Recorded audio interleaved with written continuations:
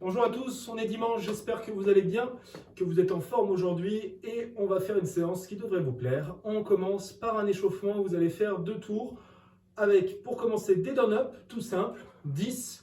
On vient se mettre en planche, ramener les pieds, faire l'extension. Tout simplement, on fait vite monter le cardio. Ensuite, vous avez les glute bridges, c'est ce qui se fait au sol. Je viens m'allonger totalement, épaules, tête au sol.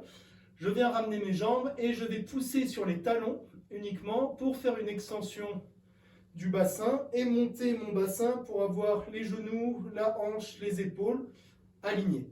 Je descends, j'effleure le sol et je repars. On serre bien les fesses, on se concentre uniquement là-dessus. Ça doit vraiment vous chauffer les fessiers. On fait ça relativement doucement, on se concentre sur l'engagement musculaire. Et ensuite, vous faites des V-up en alterné. Donc on en fait 20, les V-up.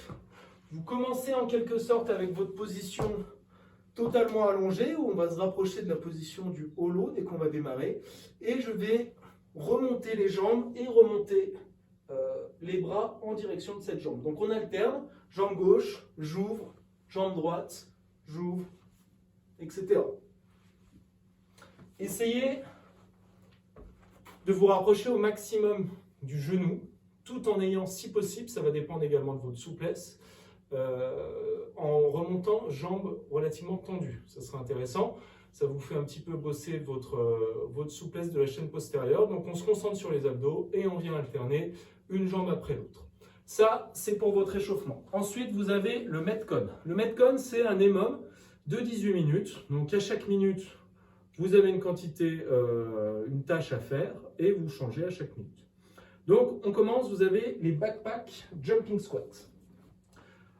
Là, vous allez garder votre poids, donc ça peut être un kettlebell halter ou bien sac à dos. Là, pour le coup, pour une fois, le sac à dos est quand même plus pratique parce que là, vous allez pouvoir le garder contre vous. Vous le collez contre vous comme un coussin et on va faire des squats sautés. Donc on va en faire 15.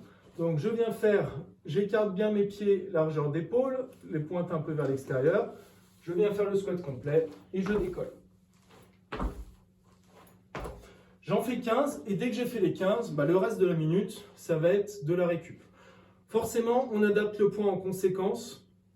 Il faut qu'il y ait une nette différence entre un squat sauté normal et un squat sauté avec le sac à dos.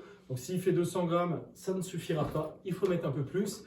Et à l'inverse, si au bout de 2 répétitions, vous êtes écrasé par terre, faites bouger un petit peu le poids.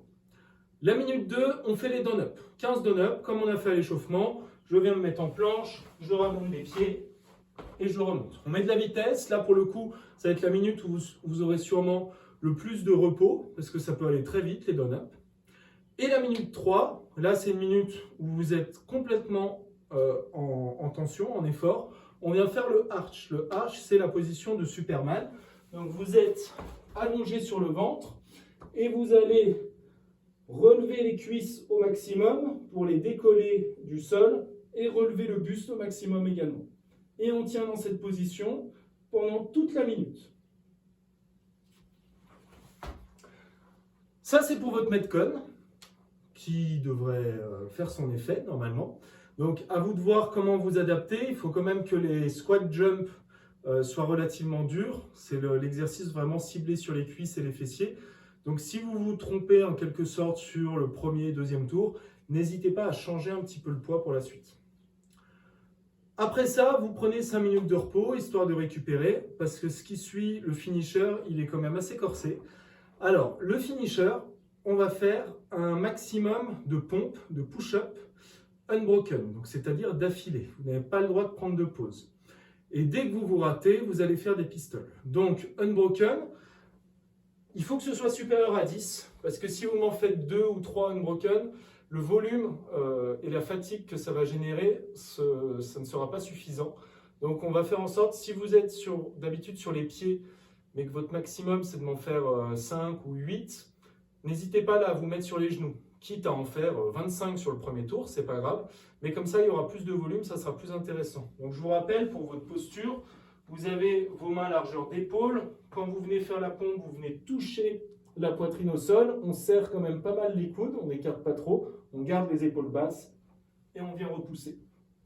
Donc là, le bassin ne touche pas le sol à ce moment-là, à n'importe quel moment pendant les pompes, on vient juste poser la poitrine. Donc vous faites un maximum de pompes. Alors, quand je vous dis unbroken, on va dire qu'une seconde c'est toléré, de pause, en haut bien sûr, mais 2 secondes ça l'est plus. Donc si vous me faites la pompe, alors en bas forcément on ne se pose pas, parce qu'en bas c'est le sol, donc ça risque d'être facile les pauses, mais si vous me faites la pompe, ça me va, une petite seconde, on va éviter de le faire à toutes les répétitions, mais si vous restez 2 secondes, bras tendus, à souffler tranquille, ça on va considérer que c'est une pause. Donc s'il y a pause, on se relève et on vient faire des pistoles en pénalité. Alors les pistoles, les squats sur une jambe, je vous rappelle, les pistoles, d'habitude, on les fait souvent en alterné. Je vous fais jambe droite, jambe gauche, etc. Comme ça, en plus, ça aide un petit peu à retrouver son équilibre. Là, on va le faire différemment. On va le faire tout d'un côté, puis tout de l'autre. Donc, vous commencez, vous vous êtes raté sur vos... Enfin, raté. Vous avez fini votre série de pompes. Vous en avez fait 11. Hop, vous n'arrivez plus à bouger. On se relève et je viens faire 5 pistoles sur la jambe droite. Donc, je décolle mon pied gauche et je vais venir faire mon squat, donc mettre la hanche sous le niveau du genou et remonter. Et dès que j'ai verrouillé ma hanche, je me suis redressé complètement, mon pied gauche il reste toujours surélevé et je pars sur la deuxième, la troisième, j'en fais 5 et après je fais 5 sur l'autre jambe. Pour l'adapter, on peut bien sûr faire ce qu'on fait habituellement, c'est-à-dire surélever un petit peu le talon, vu que souvent c'est votre cheville qui bloque et que le genou du coup n'arrive pas à avancer, donc vous pouvez surélever un petit peu en mettant une petite cale dessous. Ou sinon, vous pouvez également mettre une chaise pour faire une cible, et dès que vous allez toucher cette chaise, vous remontez. Ça limite un petit peu l'amplitude. Donc c'est très musculaire, vous avez 5 tours à faire. Là, pour les pistoles, ce n'est pas unbroken. Si vous n'arrivez pas à me faire les 5 d'affilée sur une jambe, vous récupérez, vous m'en faites 2, 3, et puis vous repartez.